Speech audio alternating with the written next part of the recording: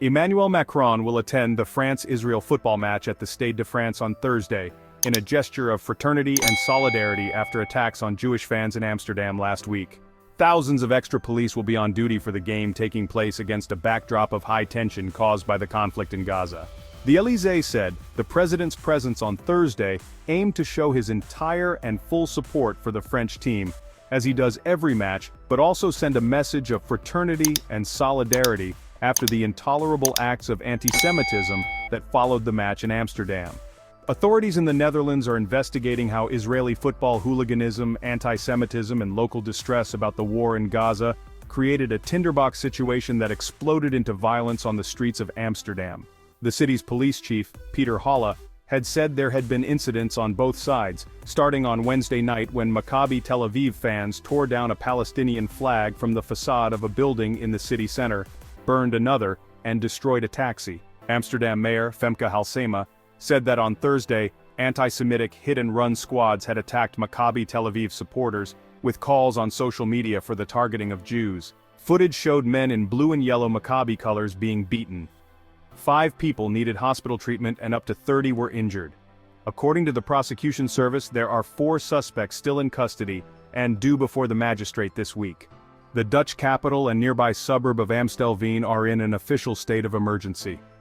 Organizers said in a message on Instagram that they were outraged by what they described as the framing of unrest around the match as anti-Semitic, which they said was being weaponized to suppress Palestinian resistance. Amsterdam City Council will on Tuesday hold an emergency debate on the situation. In nearby France, the Paris police prefect Laurent Nunez said the upcoming game in Paris was high risk and security would be extremely reinforced. He said the arrangements were highly unusual for a national team match. The French Football Federation said the number of tickets on sale had reached about 20,000, a quarter of the stadium's capacity.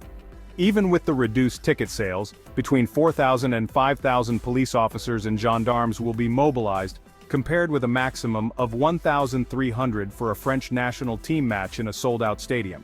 They will be deployed inside and outside the Stade de France on public transport and in Paris.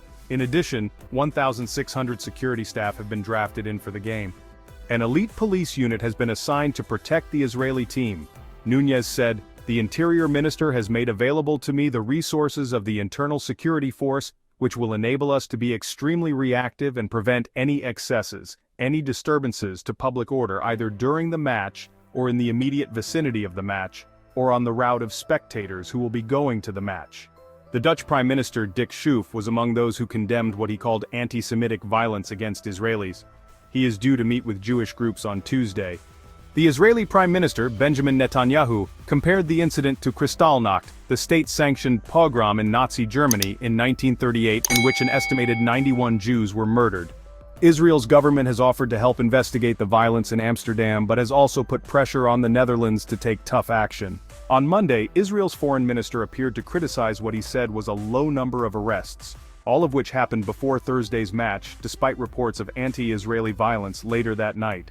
Israeli authorities have advised supporters not to attend the match in France and said Israelis abroad should avoid recognizable Israeli or Jewish symbols.